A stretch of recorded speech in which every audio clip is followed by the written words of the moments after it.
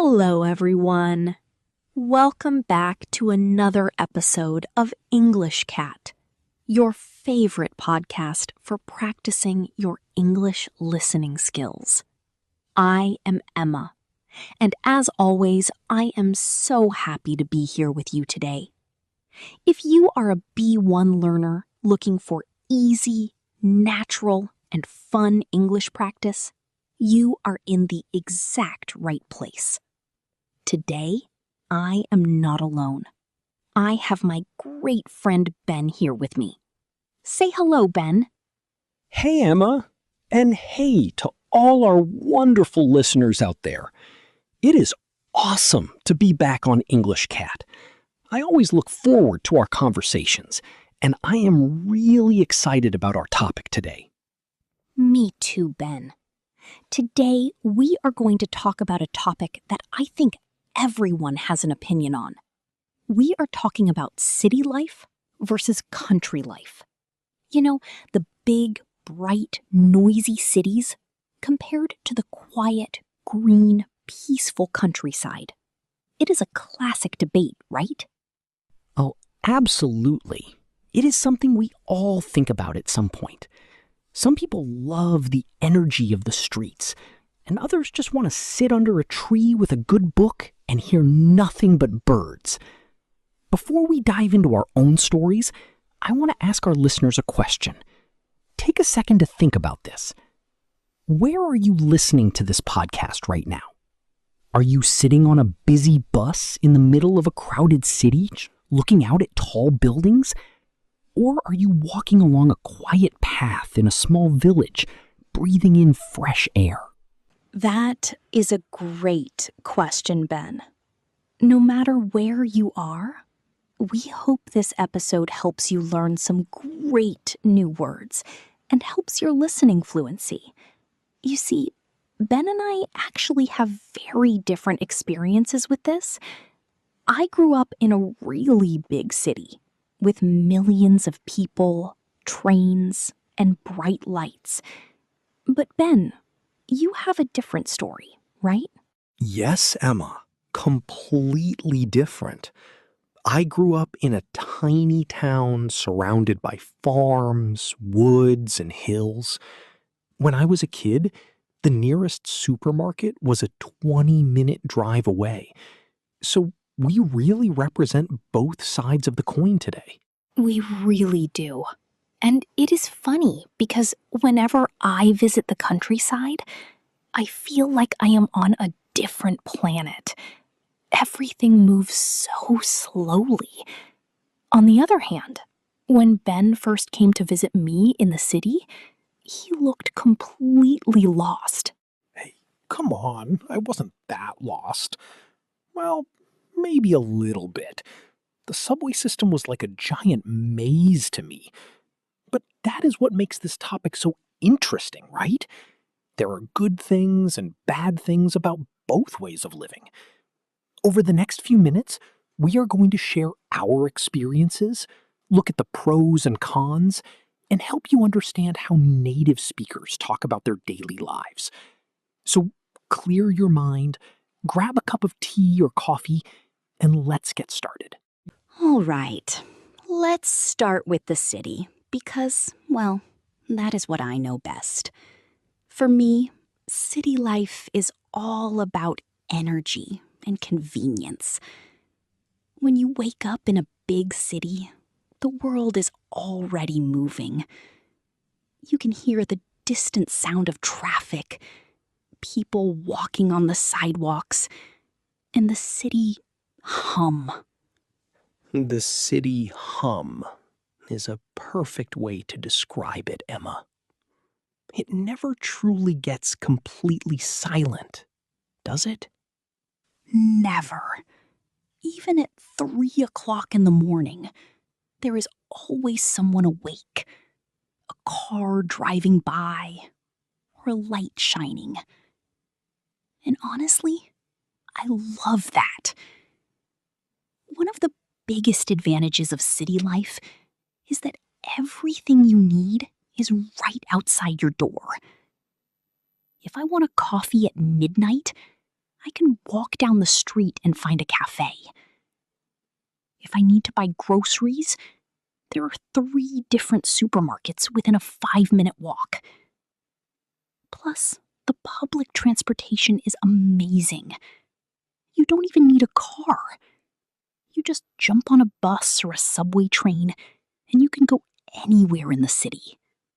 Wow, that does sound really convenient. For someone like me who had to drive everywhere, that sounds like a dream. But what about the lifestyle? It feels very fast-paced, doesn't it? It is very fast, Ben. Everyone is always in a hurry. People walk quickly, they talk quickly, and they are always looking at their phones or their watches. Technology is a huge part of daily city life. We use apps for everything: to order food, to book a taxi, to check when the next train is coming. There are so many job opportunities in the city, especially in big business and technology, which brings a lot of ambitious people together. But you know what I mean. It can also be very stressful. I can imagine. Every time I visit, I feel like I need to move faster just to keep up with the crowd. What would you say is the biggest downside, Emma? I think the biggest downsides are the crowds, the pollution, and the cost. Traffic can be terrible. Sometimes you sit in a taxi for an hour and only move a few blocks. The air isn't always fresh because of all the cars and buses. And because so many people want to live here, apartments are small and very expensive. You pay a lot of money for a very tiny space. Sometimes you feel like you are living in a concrete box and you don't see many trees or grass for days. It can feel a little lonely too, even when you are surrounded by thousands of strangers. It's strange, right? You are never alone, but you can still feel isolated. That is a really deep point, Emma. It's like being a single drop of water in a huge ocean. It sounds exciting, but also a bit exhausting. It definitely can be exhausting, Ben. That is why I always love hearing about your life in the country. It sounds like a completely different world. Tell us about it. It really is a different world, Emma. Country life is all about peace, nature, and space. When you wake up in the countryside, you don't hear cars or trains. Instead, you hear the birds singing, the wind in the trees, and maybe some farm animals in the distance. The air is so fresh and clean. On a clear night, because there are no bright city lights, you can look up at the sky and see thousands of stars. It is beautiful, and it gives you a feeling of calm that is very hard to find in a city. That sounds absolutely beautiful, Ben. I have to admit, seeing the stars like that is something I really miss in the city. It is wonderful, Emma. And space is another huge advantage. In the countryside, houses are usually bigger, and they have gardens or yards. Children can run around outside safely. People often grow their own vegetables or flowers. There is a real connection to the earth and to the seasons. You notice when the leaves change color in autumn and when the flowers bloom in spring, because nature is all around you.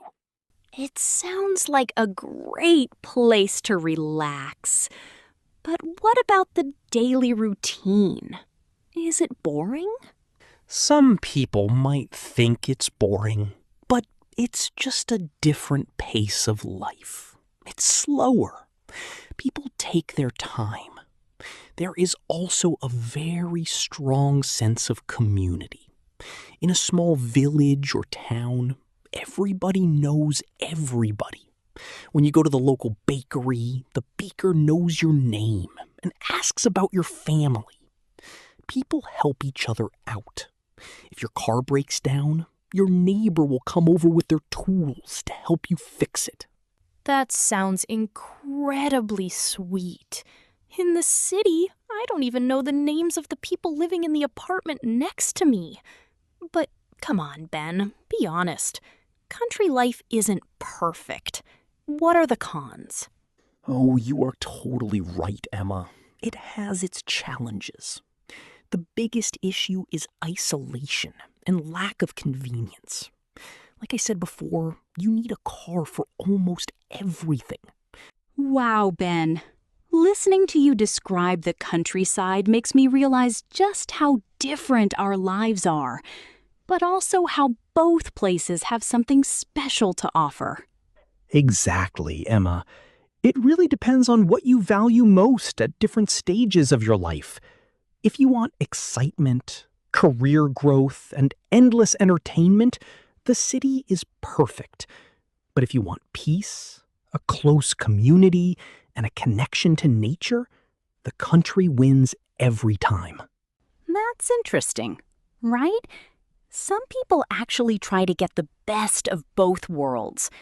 They live in the countryside, but commute, meaning they travel every day into the city for work. Or they live in the city and have a small cottage in the country for the weekends. Yes, the weekend getaway is very popular. But that can also be tiring with all the driving back and forth. What about you, Emma? Now that you've lived in the city for so long, could you ever see yourself moving to the country permanently? That is a tough question. I think when I am older, I would love the peace of the countryside. But right now, I think I would miss the energy of the city too much. I love being able to see a movie, go to a concert, or try a new restaurant whenever I want. What about you? Would you ever move to a big city like New York or London? I think I could do it for a year or two, just for the adventure. It would be amazing to experience that lifestyle. But my heart belongs to the green hills, Emma. I need my quiet space. Fair enough. Everyone is different, and that is what makes the world beautiful. Now, we want to hear from you, our listeners. What about you? Do you prefer the fast-paced, exciting life of the city, or the quiet, peaceful life of the country? Which description sounded more like your home? Write your answers in the comments, or think about them in English to practice your speaking skills. Yes, please share your thoughts with us. Practicing how to express your opinion is a fantastic way to move from a B1 level to a B2 level. Well, that brings us to the end of today's episode.